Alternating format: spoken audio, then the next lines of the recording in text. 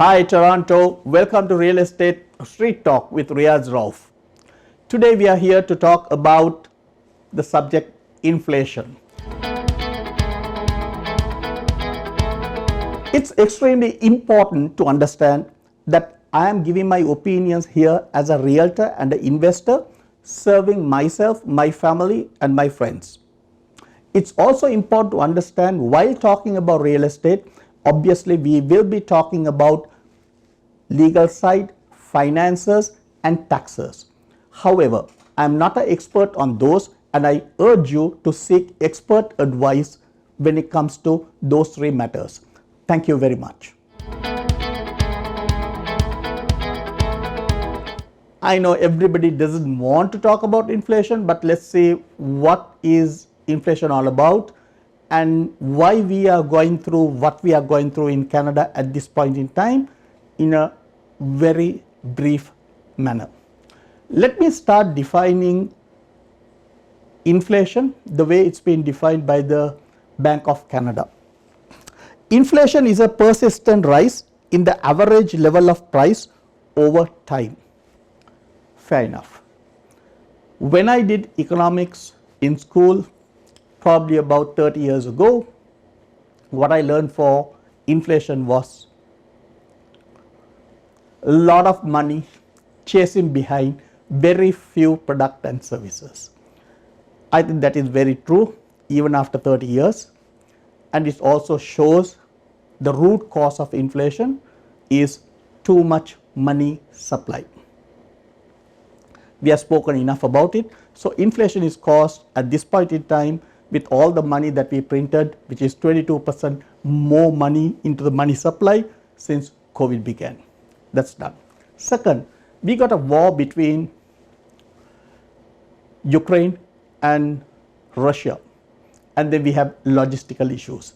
I'm going to touch a little bit on the Ukraine war because one may ask, we have had wars in the past, but why is it so special that we are talking about Russian and the Ukrainian war that affecting us in terms of fuel prices and other consumable prices, and more so to do with food inflation.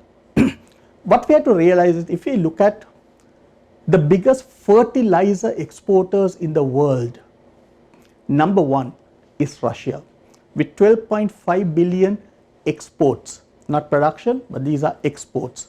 So in other words, when Russia has a 12.5 billion exports of fertilizer, this is a commodity that is being bought by most of the other countries in order to use for their harvesting and farming.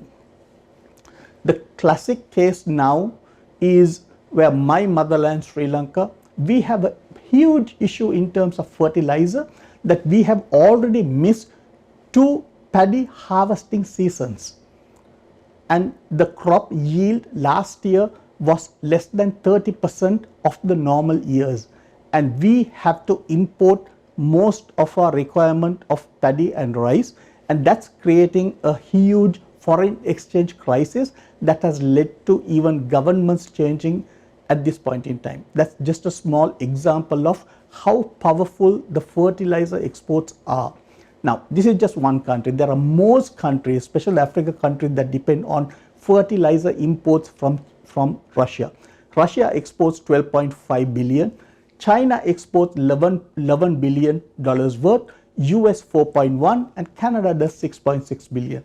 This is on the fertilizer exports. Now, if we look at the grain exports, that's finished good, the grain.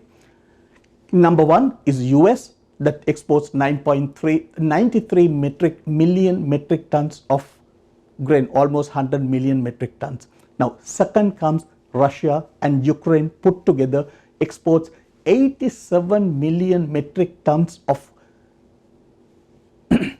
grain to the world. So that's also been hindered due to the war, and the grain prices has gone up. Third, if you look at the wheat production in the last 20 years, number 3 is Russia with 1.2 billion metric tons, or 11.4% of the world output of wheat is between Ukraine and the Russians.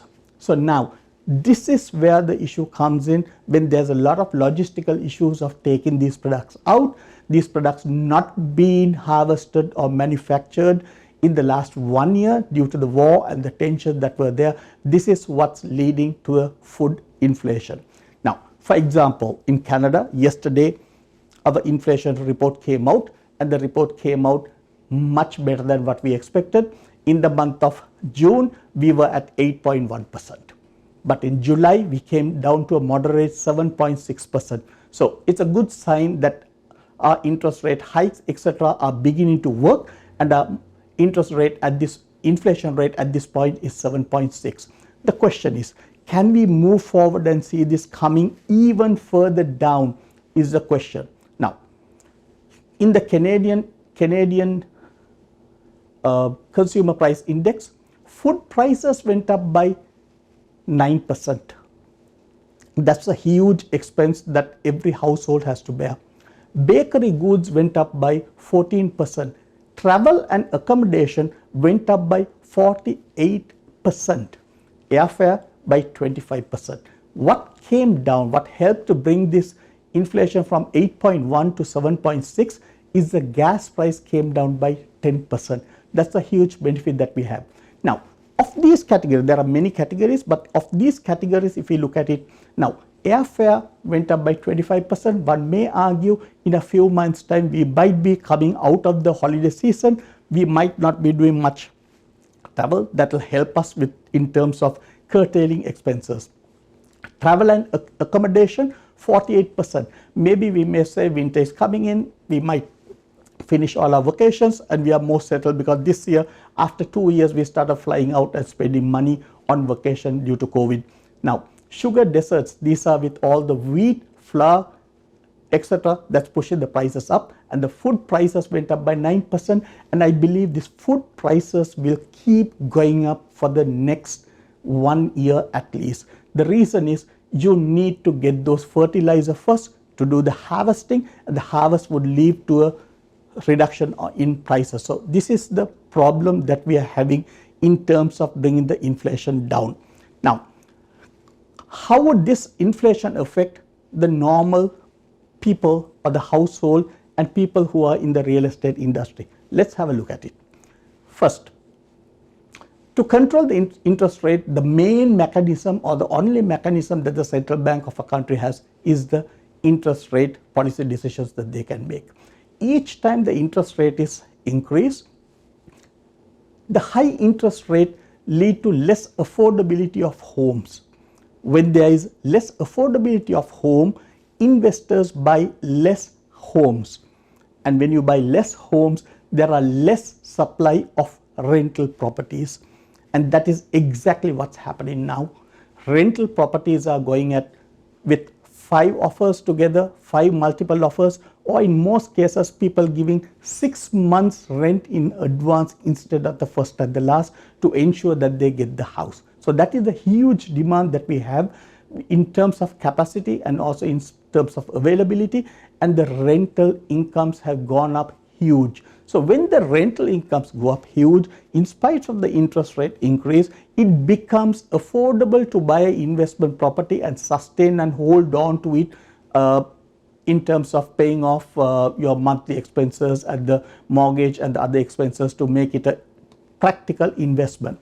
For example, there were some homes that we have bought for investors 3 months ago. When we are looking at their break-even point, they were out of pocket every month by about $500 to $600 on a $600,000 property after rent. However, now their out of pocket has come down to about $200 because the rental income is huge. And also you may wonder, why am I talking about increasing rental prices? Because most properties only have in Toronto the ability for next year to increase rent by only 2.5%. How would that benefit you? This is why investors, we prefer to buy properties that were registered or built and completed after 2018 November. Any property that is built and completed and registered after 2018 November, there is no tenancy or rent control applicable to those properties. So let's look at it the positive way. It looks like it's a good news that we had 7.6% inflation that has come down from 8.1%. Let's look forward to the next month and see what direction they are. At any time, please feel free to give me a call at 647-283-1966, or you may click the link below to set up a consultancy to understand how well you can create a blueprint for yourself to own a home within the next 3 months, 3 years, or even 5 years. What's important is to have that roadmap that will be of use to you.